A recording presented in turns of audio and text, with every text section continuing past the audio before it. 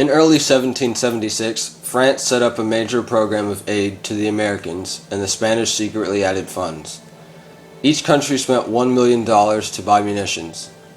A dummy corporation run by Pierre Beaumarchais concealed their activities. Americans obtained some munitions through the Dutch Republic as well as French and Spanish ports in the West Indies. Spain did not officially recognize the U.S., but became an informal ally when it declared war on Britain on June 23, 1779. Bernardo de Galvez y Madrid, general of the Spanish forces in New Spain, also served as governor of Louisiana. He led an expedition of colonial troops to force the British out of Florida and keep open a vital conduit for supply. Most Native Americans rejected pleas that they remain neutral and supported the British Crown.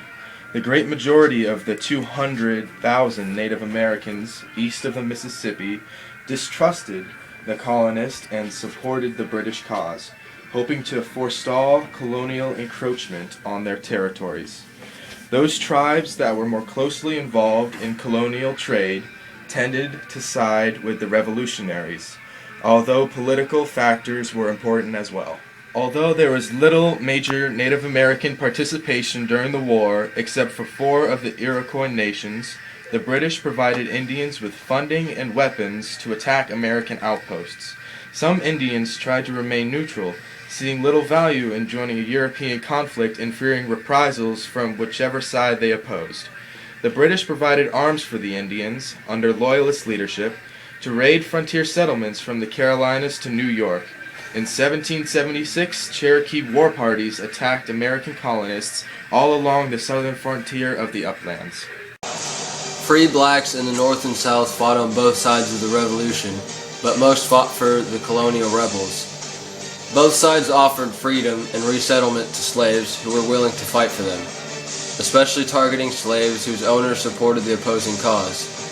Many African American slaves became politically active during these years in support of the king, as they thought Great Britain might abolish slavery in the colonies. Tens of thousands used the turmoil of war to escape, and the southern plantation economies of South Carolina and Georgia especially were disrupted. During the Revolution, the British tried to turn slavery against the Americans, but England greatly feared the effects of any such move on its own West Indies, where Americans had already aroused alarm over a possible threat to incite slave insurrections. Phillis Wheatley, a black poet who popularized the image of Columbia to represent America, came to public attention when her poems on religious and moral subjects appeared in 1773. A quote from Phillis Wheatley: "The world is a severe schoolmaster, for its frowns are less dangerous than its smiles and flatteries, and it is a difficult task to keep in the path of wisdom."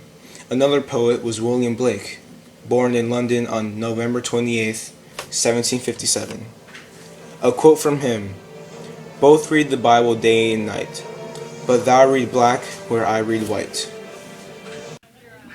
Some slaves understood revolutionary rhetoric as promising freedom and equality. Both British and American governments made promises of freedom for service, and many slaves fought in one or other armies. In Delaware, 3/4 of blacks were free by 1810, but the demand for slaves rose with the growth of cotton as a commodity crop, especially after the invention of the cotton gin, which enabled the widespread cultivation of short, stable cotton in the upland regions. Although the international slave trade was prohibited, the slave population in the United States increased by the formation of families and survival of children throughout the South. Other poets studied in this unit included Jonathan Edwards and Thomas Jefferson. Jonathan Edwards lived from October 5, 1703 to March 22, 1758. He was a preacher, theologian, and missionary to Native Americans. Edwards is widely acknowledged to be America's most important and original philosophical theologian and one of America's greatest intellectuals. Edwards' theological work is very broad, but he's often associated with the defense of Reformed theology, the metaphysics of theological determinism, and the Puritan heritage. Thomas Jefferson was governor of Virginia between 1776 and 1779 during the Revolutionary War, and Jefferson recommended forcibly moving the Cherokee and Shawnee tribes that fought on the British sides to lands west of the Mississippi River. Later, Jefferson was the first president to propose the idea of Indian removal. The events of this time period helped establish the 13 colonies into the America that we live in today. A lot of pain, sweat, and tears were put into making this country so great, like all of the freedoms we have and rights that we all equally share.